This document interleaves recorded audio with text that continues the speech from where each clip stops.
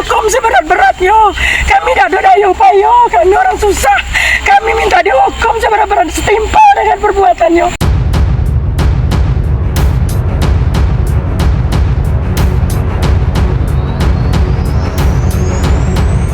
Petrus Canisius Gelli alias Pedro lahir pada 21 Desember 1992 di Ekonawo, Desa Kazawea, Kecamatan Golewa Selatan, Kabupaten Ngada, Provinsi Nusa Tenggara Timur. Tidak banyak yang saya tahu tentang latar belakang dari kehidupan Petrus di Nusa Tenggara Timur sebelumnya. Namun yang pasti cerita ini saya mulai ketika dirinya memutuskan untuk pergi merantau ke kota Jambi. Nah, di Jambi, perlahan perekonomian dan pekerjaannya mulai berubah, bahkan bisa dikatakan cukup stabil dibandingkan di Nusa Tenggara Timur. Di Jambi, Petrus bekerja sebagai sopir pengantar kopra. Nah, bagi yang belum tahu, kopra itu adalah daging buah kelapa yang dikeringkan. Kopra merupakan salah satu produk turunan kelapa yang sangat penting karena merupakan bahan baku pembuatan minyak kelapa. Dengan mobil truk milik bosnya yang bernama Roniati, Petrus bekerja sejak tahun 2021. Pengantarannya memang cukup jauh teman-teman, bahkan sampai keluar kota Jambi seperti ke Jakarta dan ke Pulau Jawa. Di Jambi, Petrus punya kawan baik namanya Renaldi Saputra, usianya 21 tahun, warga Kelurahan Talang Banjar, Kecamatan Jambi Timur, Kota Jambi. Dengan Renaldi inilah Petrus akrab, kemana-mana sudah seperti sahabat sejati. Suatu hari Petrus berkenalan dengan seorang perempuan bernama Puji Lestari dan ternyata Puji juga teman dari Renaldi, bahkan bisa dibilang tetangga dekat dari Renaldi. Renaldi sudah menganggap Puji sebagai kakaknya sendiri karena sedari dulu mereka memang bertetangga. Selain itu, Puji sering dibantu dari pihak keluarganya Renaldi sewaktu awal-awal Puji baru datang sebagai perantau di kota Jambi. Kadang Puji juga ikut makan di rumah Renaldi. Puji sudah dianggap bagian keluarga sendiri oleh keluarganya Renaldi. Intinya seperti itu. Sementara itu, kedekatan Puji dan Petrus akhirnya berakhir pacaran, teman-teman. Entah berapa lama hubungan mereka terjalin, namun yang pasti ada niatan Petrus untuk menikahi Puji. Tapi Puji menahan niat Petrus itu karena Puji dan Petrus berbeda keyakinan. Oleh sebab itu, Puji masih bertanya-tanya ke orang yang lebih tahu tentang hal ini. Apakah boleh menikah dengan orang yang berbeda keyakinan? Sebenarnya jawaban itu yang masih ditunggu oleh Petrus. Nah, sosok Renaldi inilah yang menjadi orang yang mempertemukan cinta mereka berdua. Sampai akhirnya sebuah kejadian yang mengerikan pun terjadi. Hari itu, Jumat 10 Maret tahun 2023, dengan motor milik Puji, Renaldi mengantarkan Petrus dari rumah Puji ke sebuah ATM. Petrus mengambil uang di ATM itu.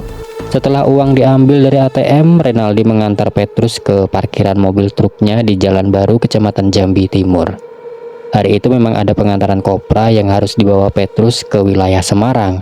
Sesampainya di sebuah parkiran, Petrus mengeluarkan uang sebesar 1 juta rupiah. Uang itu sebenarnya adalah uang jalan Petrus dari Jambi ke Semarang, tetapi uang itu diberikannya ke Renaldi dengan pesan, "Tolong ya Aldi, kasihkan uang ini ke Komang," kata Petrus. Nah, Komang adalah panggilan sayang dari Petrus untuk Puji Lestari. Kemudian uang 1 juta rupiah itu diterima Renaldi. Dua sahabat ini kemudian berpisah. Petrus menyalakan mobil truknya dan jalan. Setelah mobil berjalan, beberapa saat kemudian Petrus menelpon Puji menanyakan perihal titipan uang 1 juta rupiah yang dititipkan ke Renaldi. Tapi menurut pengakuan Puji, ia belum menerima apa-apa, jangankan 1 juta, 1.000 pun tidak. Kesal dengan jawaban dari Puji, kemudian Petrus menelpon Renaldi untuk menyuruhnya ke kawasan Simpang 4 lampu merah PAL 10 Kota Jambi. Renaldi bilang, "Siap bang." Renaldi pun datang ke Simpang 4 lampu merah PAL 10 dan bertemu dengan Petrus. Pas sudah ketemu, waktu itu yang ditanyakan Petrus langsung to the point ke Renaldi. "Duit udah ngasih belum?" kata Petrus. Namun bukan jawaban yang didapat, tapi justru Renaldi membalas dengan senyum-senyum dan tertawa ringan. Petrus akan-akan merasa diejek di situ. Naik pitam, Petrus kembali ke bangku mobil truknya, lalu mengambil sajam pedang. Setelah itu Petrus turun mengejar Renaldi yang sudah berlari ketika tahu Petrus membawa sajam. Sekitar beberapa meter kemudian, Renaldi terjatuh karena hampir ditabrak mobil. Dan ketika Renaldi terjatuh, Petrus langsung menghujani bagian bahu Renaldi dengan sajam pedangnya. Tidak berhenti sampai di situ, Petrus juga menyerang area kepala bagian belakang Renaldi sebanyak 2 kali, hingga Renaldi meregang nyawa di tempat. Nah, yang bikin merinding dari kasus ini itu adalah Si Petrus sempat selebrasi di samping jasad Renaldi dengan cara berdiri diam sebentar, lalu mengambil sedikit darah di area kepala sahabatnya, kemudian ia sahabat baiknya itu. Waktu itu pas banget suasana di Simpang 4 lampu merah Pal 10 Kota Jambi. Memang saat kejadian sedang ramai kendaraan lalu lalang. Anak-anak pang yang mengamen dan warga sekitar yang melihat kejadian di depan mata mereka, tidak ada satupun yang berani membantu korban sebab Petrus masih membawa sajam. Nah, kejadian itu kebetulan dekat dengan Polsek Kota Baru. Kejadian di siang itu sekitar pukul 13.30 siang, lalu mendapat respon cepat oleh pihak Polsek Kota Baru. Alhasil, Petrus yang masih membawa sajam di tengah jalan berhasil diamankan oleh beberapa anggota kepolisian. Setelah diamankan oleh polisi, Petrus mulai diinterogasi perihal kejadian ini. Menurut pengakuan Petrus, dirinya merasa marah sekaligus merasa seperti diejek oleh korban. Dan bukan hanya itu saja sebenarnya. Kembali menurut pengakuan Petrus, ia juga merasa dendam dan cemburu terhadap Renaldi yang dianggapnya selingkuh dengan pacarnya, yakni Puji Lestari. Karena menurut Petrus, Renaldi dan Puji kerap jalan bareng. Cemburu buta inilah yang menjadi motif yang didapat oleh polisi dari pengakuan Petrus Canisius Geli. Namun pengakuan ini dibantah oleh pihak keluarga korban. Menurut Nurmaya, kakak dari korban, mengatakan bahwa keseharian korban merupakan anak yang baik dan tidak pernah ada masalah di luar dan juga anak rumahan. Terkait keterangan adanya hubungan asmara antara korban dan Puji Lestari, Nurmaya membantah hal tersebut, bahwa mereka sebatas hubungan tetangga, sudah seperti kakak adik, karena mereka kenal sedari lama dan juga selisih umur yang sangat jauh berbeda. Jadi hal itu tidaklah mungkin terjadi. Pemilik truk Roniati mengakui bahwa 2 tahun belakangan ini, Petrus bekerja sama dengannya sebagai pengantar kopra. Menurut Roniati, Petrus merupakan orang yang pendiam dan rajin. Namun untuk masalah gaji memang balik lagi, seberapa banyak kopra yang mampu dibawa oleh Petrus keluar pulau, begitulah gajinya. Roniati sendiri mengakui sangat kaget dengan kejadian ini. Ia tidak menyangka anak buahnya melakukan pembunuhan terhadap temannya sendiri. Sementara itu, korban akan dimakamkan di tempat pemakaman umum Kebun Jambu pada Sabtu 11 Maret tahun 2023, menunggu keluarga lain dari Kabupaten Sarolangun.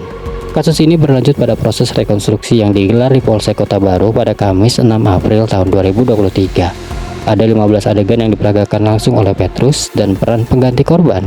Di adegan ke-14 terlihat Petrus mengambil ada di kepala lalu Menurut Petrus, ia korban bukan tanpa alasan.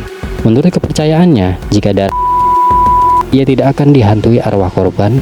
Selain itu, dari hasil rekonstruksi menunjukkan bahwa sajam yang dipakai untuk menghabisi temannya sendiri sudah ada sejak lama di belakang jok mobil truk itu dan bukan karena disiapkan untuk menghabisi korban. Apa yang diobrol kalau ketemu? Mau dulu jadi. Duit udah ngasih belum? Dia enggak ada ngomong apa-apa. Diam dia. Teman Terus? tahu senyum-senyum gitu kayak ngejek.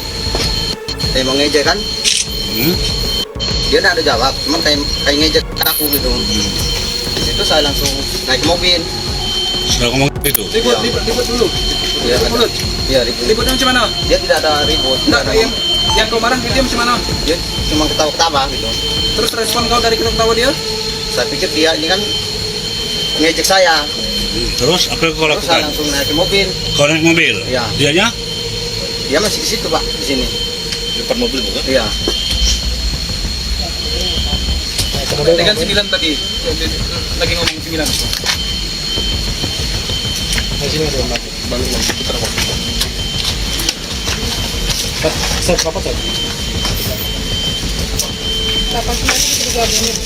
Ya.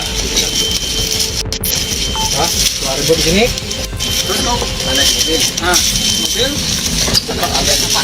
Naik sudah. Naik dulu atau ngambil anu? Naik dulu terus.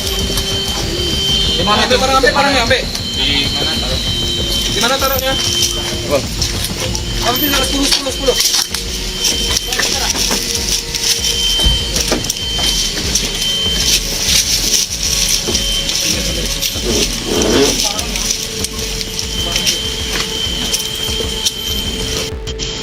Ada nomor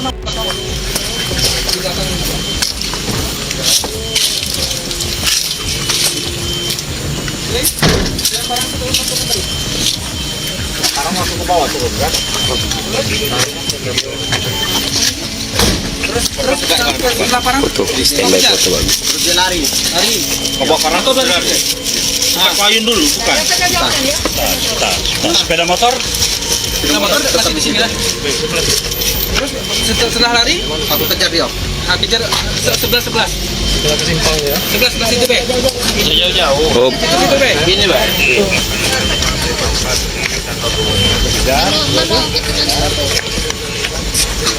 Ya sebelah ya. Posisi dia posisi tegang atau posisi dia posisi satu? Posisi lari. Masih berlari. Oh, masih berlari. Lari. Kena awal kena. Kena. Mau kejar jalan kena. Iya, pas di lampu merah itu kan. Nah, waktu kau ngejar dia itu sudah kena dia atau dia lari lagi? Dia berlari, belum penuh itu. Belum kena. Iya. Itu dah. Iya. Dari mobil kau turun ambil barang, kan bawa barang kau dia berlari kau kejar. Kau kapak itu kena enggak? Enggak ada kena. Dia berlari sampai ke lampu merah. Gitu. Kemudian 12. Balik kemana? Ke lampu merah. Ke lampu merah. Iya, Pak. Gimana posisi lampu merah kamu buat? Dekat sini be ke pohon itu. Enggak, mana bijaksana dengan pengacara sudah. Ya, sini be ya. Ah, Boleh Bu ya? Terus Bu ya, ada apa ya? Nah, itu Mas. ada lampu merah nih. Oh, terjatuh. Ya, terjatuh dia. Iya, pas jatuh. Ya, Panas sih tulang jatuh. terjatuh ke bawah. Tep terjatuh, Tep. Nah, tengkorak. Waktu ngejar tuh dia sudah jatuh belum? Belum. Dia berdiri dulu. Dia jatuh pas di lampu merah. Dia lari tuh langsung jatuh. Enggak pas saya gayung ini jatuh pas mau tumbur mobil dia. Oh, mau tumbur mobil Iya. dia. Tapi kamu sudah ngayunkan. Ya. Iya. Belum. Terus Belum. jatuhnya kapan? Jatuhnya pas saya pas mau ngayun dia jatuh. Pas ngayun dia Iya. jatuh. Dia mau ditumbur mobil. Iya.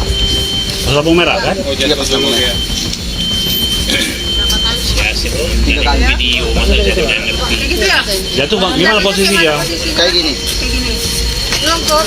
Iya tuh. Nah, terus setelah kamu tengok dia jatuh, apa yang kamu lakukan? Terus saya Dari depan dia. di samping. Kamu baca di situ. Ambil dari mana ya, Mama? Nah, kamu baca pertama kalinya, kamu di sebelah mana dia? Di sebelah sini. Kiri kanan. Sini berarti. Apa yang mana duluan yang kamu baca? Di badan di belakang. Kata nah, dong. Tangan. Sampai mana? Yang mana? Coba. Nah, coba.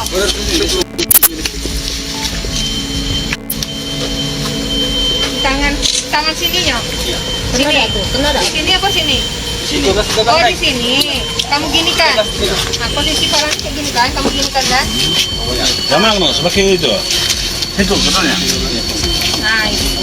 Udah, tahan dulu. Kasih nomor itu, biar foto. Bu, udah jamu Bu ya. Yang pertama, yang 12 yang pertama. Oh ya, 12 ya? Tambah ya. Proses persidangan atas kasus ini pun menemui puncaknya pada sidang putusan yang digelar di Pengadilan Negeri Jambi pada Selasa 12 September tahun 2023 yang diketuai oleh Hakim Ketua M. Syafrizal Fahmi memvonis terdakwa Petrus Canisius Gelly dengan pidana penjara selama 12 tahun. Pada akhirnya kasus ini bukan hanya tentang sebuah persahabatan yang berakhir dengan kematian, teman-teman. Ada rasa kecewa, amarah, kecemburuan, dan kecurigaan yang bercampur menjadi satu hingga akhirnya membuat seseorang kehilangan kendali. Padahal seberapa besar pun rasa marah yang kita rasakan, tidak ada masalah yang sebanding dengan satu nyawa manusia. Uang bisa dicari kembali, hubungan bisa berakhir, kesalahpahaman masih bisa diluruskan. Tapi ketika emosi sudah berubah menjadi tindakan yang tidak bisa ditarik kembali, penyesalan tidak akan mampu mengembalikan apa yang telah hilang. Karena itu, mungkin pelajaran paling sederhana dari kisah ini adalah jangan pernah mengambil keputusan ketika amarah sedang menguasai pikiran. Sebab terkadang hanya butuh beberapa detik untuk menghancurkan kehidupan seseorang dan juga kehidupan kita sendiri. Semoga teman-teman bisa mengambil sisi positif dan membuang jauh-jauh sisi negatif dari cerita ini. Akhir kata saya Mas Kepo mengakhiri kisah kali ini. Wassalamualaikum warahmatullahi wabarakatuh.